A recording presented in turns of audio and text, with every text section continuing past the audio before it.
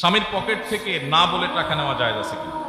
এই প্রশ্নটা আপনাদের হাসির কারণ হলেও অনেক মহিলাদের এই প্রশ্নটা অনেক গুরুত্বপূর্ণ, তার কাছে অনেক গুরুত্বপূর্ণ। আমার কাছে একবার রমজান মাসে রাতভর, সাধারণত আমরা আমাদের বাসায় রাতভর রমজানে সবাই জেগে থাকে, ইবাদতবন্দি করে, সকালে ঘুমায়, ফজর পরে ইশা করে তারপর ঘুম দেয়। তো আমার মনে আছে যে রমজান মাসে এরকম একবার সকালে ঘুমাইছি, জোর আগে উঠে দেখি মোবাইলে একই নাম্বার থেকে অনেকবার কল, 15-20 বার বা এরকম অনেকবার কল। তো এত বেশি কল একটা নাম্বার থেকে দেখে কল ব্যাক করলাম যে কোনো কারো বিপদ হলো কিনা। পরে দেখি ওই পাশ থেকে এক মহিলা ধরলো, বললাম কি খবর, কোনো সমস্যা বোন, এতবার ফোন করেছেন কি আপনি? তো বলে হুজুর আমার একটা জরুরি বিপদ হয়েছে বা একটা ইমার্জেন্সি সমস্যা হয়েছে, একটা জরুরি জানা দরকার, এই জন্য ফোন দিলাম। তাই আমি বললাম জরুরি তো বুঝছি, নাহলে এতবার কি ফোন দিয়েছেন, বলেন কি বিষয়।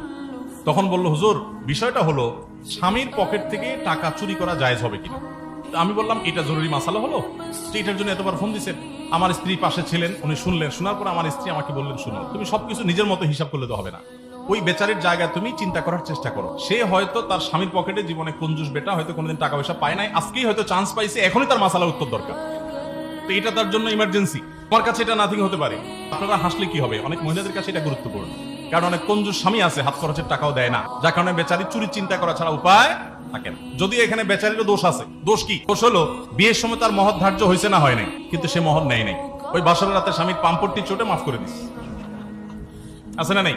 আমার দেশে মেয়েরা এত সোজা, মাত্র একটু, আর ছেলেরা এত পরিমাণ বাটপারি জানে, বাসর রাতে বলবে ধরবে মহর 10 লাখ 20 লাখ, এভাবে বলবে দেখো মহর তো এখন মুরব্বীরা ধরছে 10 লাখ এত টাকা, 20 লাখ এত টাকা, এখন আমি তো এখনো উপার্জন ভাবে করতে পারি না, অল্প স্বল্প ইনকাম, আর এই কদিন পরে ইটালি চলে যাবো, টাকার অভাব হবে, সবই তো তোমার। আর এই বোকাশোকা সহজ সরল মেয়েরাও বলে দেয় ঠিক আছে, আরে টাকা দিয়ে কি হবে, আপনি বাদ দেন, এগুলো লাগবে না। তো তুমি মাফ করে দিছো তো? হ্যাঁ আমি মাফ করে দিছি, শেষ। এই চান্সে ফেলায়া মেয়েদেরকে বোকার মতো বোকা বানায়া এই বাটপারি করে পুরুষগুলা সব মহারণা মাফসাফ করে নেয়। এবার বেচারি মহিলা হুজুরের কাছে প্রশ্ন দেওয়া লাগে যে পকেট থেকে চুরি করে নিতে পারবো কিনা। আপনার চুরি করার দরকারটা কি? আপনি তখন তো নিজের হক নিতে পারতেন, ছেড়ে দিতে বলছে কি আপনাকে? অবশ্য না ছেড়ে উপায় নাই, কারণ মহিলা যদি বাসরাতে বলে যে না চান্দু টাকা দেয়া ছাড়া কথা নাই, আগে মহর পরিশোধ করো, তখন তো বলবে বাপরে বাপ, এই মহিলার সাথে গর্ব করবো কেমনি, বাসর থুয়া ছেলে পালাবে। আমাদের সমাজে মেয়েদের অধিকার আমরা নানাভাবে বলন্টিত করি এবং নষ্ট করি, তাদের মহর ঠিক মতো দেই না।